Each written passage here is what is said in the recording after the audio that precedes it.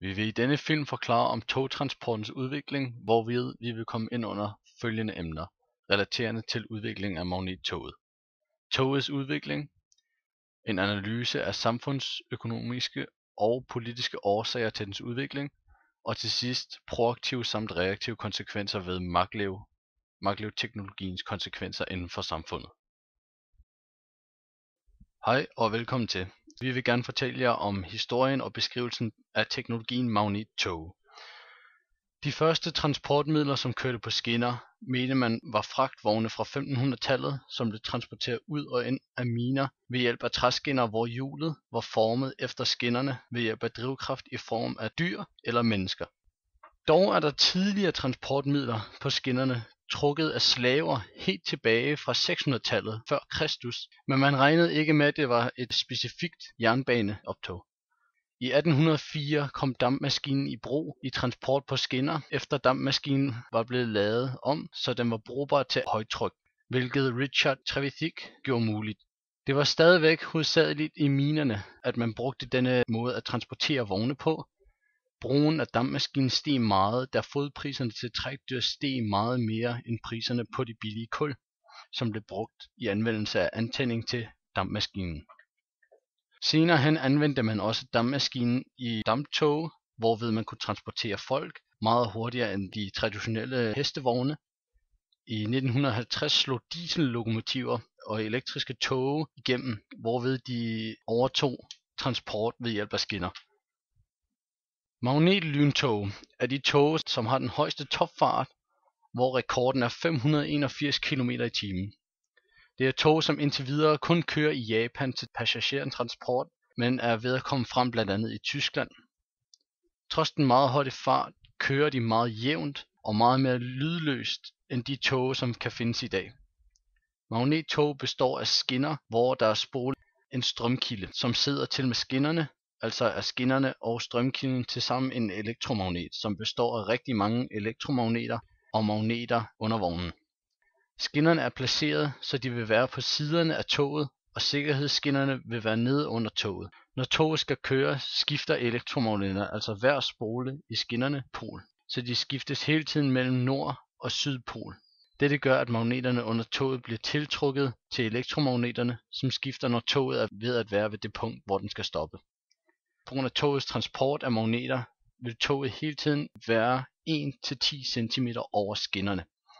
Da toget aldrig rører skinnerne, og toget ikke er påvirket af at køre på skinnerne, kan det køre i al slags vejr. Selvom toget og skinnerne med metalsporene er meget dyre at fremstille, er det meget billigere i drift end de normale tog. Teknologien med at have tog, som får en fremdrift af magneter, er science push, da opdagelsen af magneter og deres funktioner og potentialer har gjort det muligt at udvikle disse nye typer tog. Tog har altid prøvet med nye fremdriftsformer, efter at være blevet opfundet, som vi ser med dampmaskinen, dieselmotoren, de elektriske drevne tog, og nu med magneter. Ligeledes med mange andre opfindelser, som er mulige på grund af opdagelsen af magneters funktion. Vi vil nu fortælle jer om, hvordan de forskellige faktorer, såsom økonomiske, kulturelle og politiske faktorer, har en indflydelse på togets design og drift, som det er i dag. Den økonomiske faktor har en stor indflydelse på, hvordan toget blev bygget samt designet. Som vi ved, afhænger togets design samt drift af udviklerens evne til at udvikle, og køberens, altså staten i Danmarks økonomi. Hvis vi ser på de nye EC4-tog, som blev købt i sommer 2012 af Italien, så vil man kun se 1 eller 2 tog, som faktisk er i drift. Der blev opkøbt ca. 20 EC4-tog af den danske stat, hvorved kun 4 anvendes på hele Sjælland, og endnu mindre andre steder, såsom Jylland. Dette er grundet Italiens dårlige økonomi, hvilket har gjort, at de fleste tog, som blev opkøbt, ikke er særlig god kvalitet, eller ikke fungerede, samt at de ikke var kalibreret til de danske togspor. Danmarks økonomi spiller dog også en rolle, da togenes egenskaber og innovationsdesign afhænger af den danske stats økonomi. Trods det faktum, at den danske stat har opbrugt 17 milliarder kroner på at opkøbe italienske tog, så har Danmark trods alt en god statskasse. Tog blev bygget primært på grund af manglende transportmidler. Tog er bedre end lastbiler, da de kan indeholde flere personer end en lastbil, og anvender mindre benzin per person end en bus vil. Hvis man antager, at en bus kan indeholde 34 personer, og de alle sammen kører til den samme destination og bruger ca. 40 liter benzin. Toget derimod vil anvende 100 liter benzin, men kan indeholde op til 100-200 mennesker, hvis man antager, at det er et regulært IC3-tog, som vi anvender i dag. Vi dividerer dernæst bussens forbrugerforhold. Det vil sige, at vi tager de 40 liter og dividerer med antallet af mennesker. Det vil sige, at bussen vil anvende 1,2 liter per person. Hvis vi dernæst tager og gør det samme med toget og antager, at der er 150 personer i toget, det vil give, at toget yder 0,5 liter per person. Dette er mindre end halvdelen af, hvad bussen anvender. Derfor er toget mere effektivt inden for den statslige kasse, trods togets pris i forhold til en bus. I Japan, hvor man har valgt at producere supertoge, har man valgt at anvende de dyre toge grundet deres hastighed samt energiforbrug.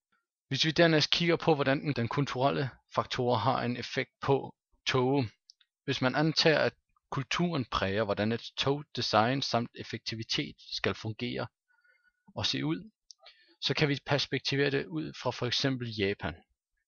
Japan er et land, der er præget af dens teknologi samt dens historiske fortid.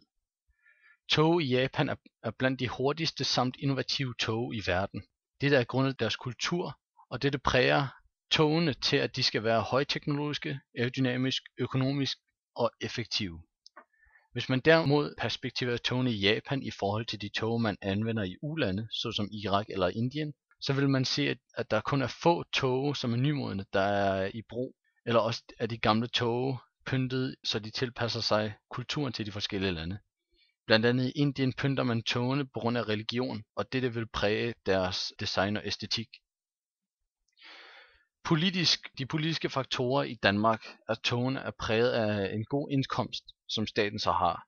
Danmark betaler staten for de diverse tog, ligesom med DSB, der har opkøbt flere tog, hvor ingen af deres fungerede på de danske jernbaner. Danmark har i flere år anvendt IC3-tog på grund af deres holdbarhed. IC3 blev lanceret i 1998, hvorved man har anvendt dem lige siden.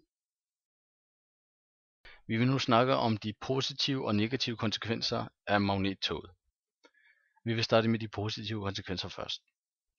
Magnettoget er et meget hurtigere tog end bullet train, som vi kender i dag, da et magnettog kan opnå en hastighed på 550 km/t. En anden ting er, at magnettoget også kører på elektromagnet og har en hjul. Dette gør, at det bliver en meget stille rejse for passagererne, hvorved de ikke bliver forstyrret. Toget bruger også 30% mindre energi end de normale tog, altså her taler vi om dieseltogene. I teorien vil et magnettog og dets spor kræve meget mindre vedligeholdelse, da der er ingen slitage, på grund af at der ikke er nogen berøring af skinnerne. En anden stor fordel ved magnettogene er, at det ikke overskrider fra sit spor, fordi at ved opnåelse af den mindste afstand, hvilket er 1 cm fra sporet til hjulet, så vil den automatisk hoppe tilbage til de 10 cm, da magneterne vil justere sig selv. Der er heller ikke nogen styring for at holde toget på sporet. Det gør magneterne selv. Nu vil vi tale om de negative konsekvenser. Magnettogets spor koster meget mere end jernsporet. Alt skal laves helt om, og arbejdet skal startes helt fra bunden af. De fleste transportmidler kører nuværende på jernspor, da sporene til magnettog vil kræve meget mere arbejde at bygge. Selvom magnettoget er meget stille og komfortabel, vil det larme meget udenfra, da luftmodstanden vil være så stor, at toget vil opleve kæmpe tryk. Alle de overstående positive og negative punkter er proaktive konsekvenser, fordi de alle er genarbejdet som teoretisk form, før den praktiske del er trådt i kraft. Dette er næsten ingen reaktive konsekvenser fra magnettogets udvikling, da dets teknologi er helt ny, og der ikke er opstået nogen uventede konsekvenser.